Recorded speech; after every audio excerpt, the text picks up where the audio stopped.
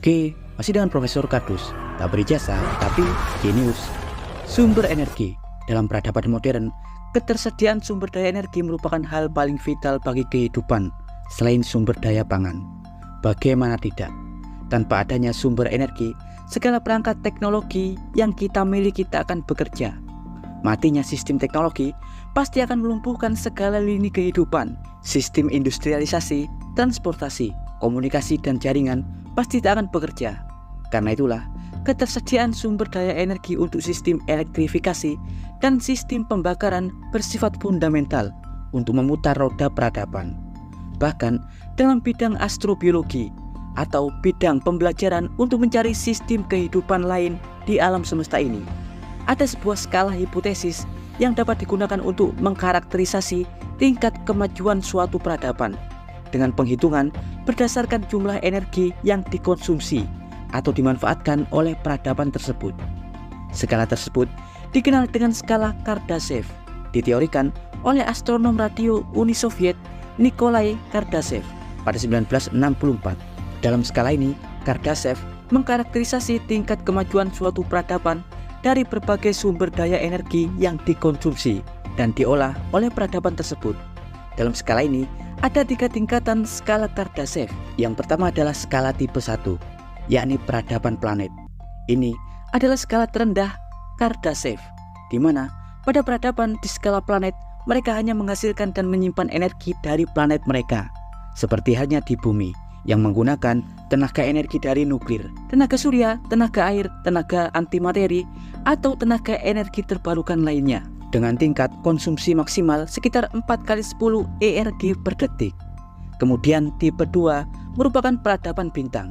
Pada peradaban ini, penghuninya sudah dapat memanen semua energi yang dipancarkan oleh bintangnya dengan tingkat konsumsi di kisaran 4 kali 10 pangkat 37 ERG per detik.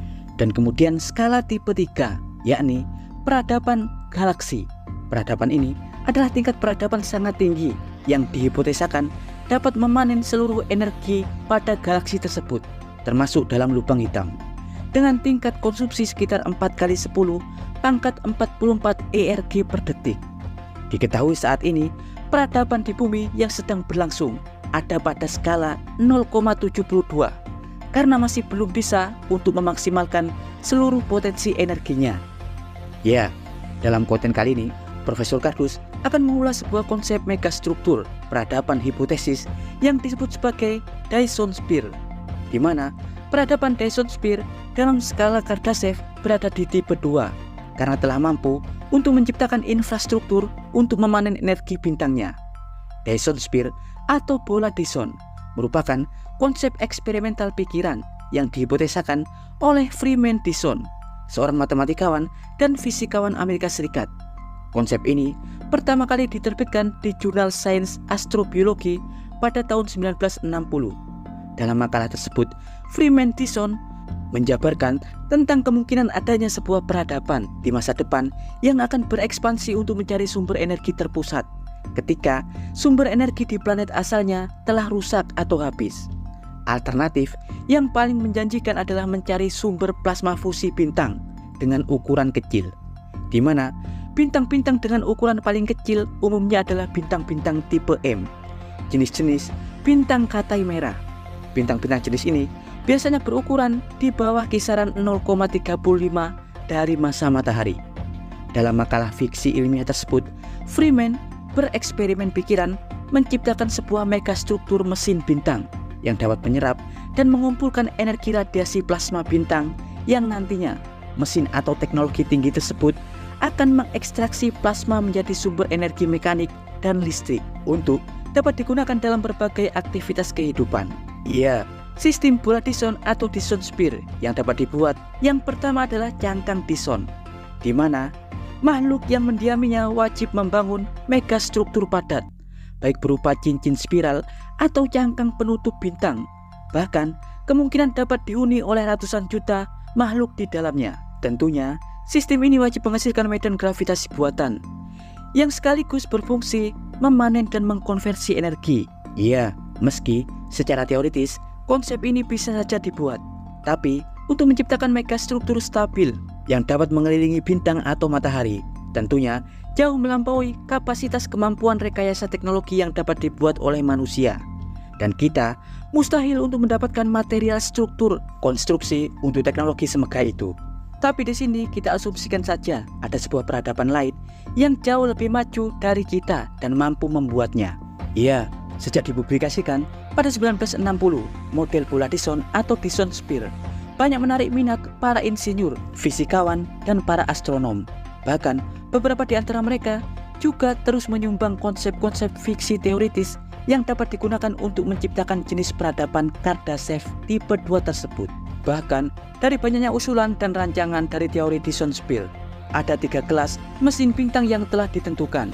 Seperti halnya kelas A, skema pendorong Skadov yang dikembangkan oleh Dr. Leonid Skadov yang menciptakan skema cermin atau layar cahaya raksasa yang dapat menyeimbangkan tarikan gravitasi, bahkan dapat mendorong bintang dengan energi propulsinya.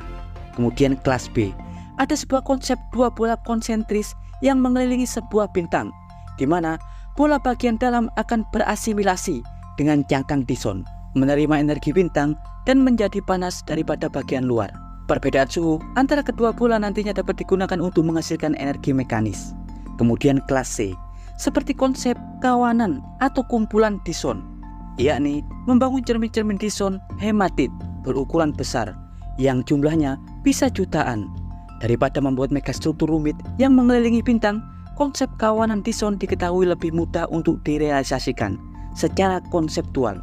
Kawanan Dyson merupakan kumpulan dari jutaan cermin atau kolektor energi Dyson yang nantinya disebarkan di orbit bintang dan mengelilinginya. Menurut pakar ilmu material Stuart Armstrong, meski konsep ini paling mudah, tetap saja kita membutuhkan material metaloid besar yang sulit didapatkan di bumi. Tapi planet kecil tetangga kita memilikinya, yakni Merkurius.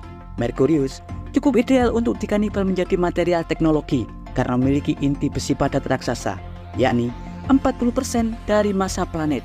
Dengan logam-logam tersebut, kita dapat menghasilkan hematit, oksida alami yang sangat reflektif, untuk digunakan sebagai cermin kolektor, yang nantinya hematit akan diubah menjadi cermin kolektor dengan ukuran beberapa kilometer per unit.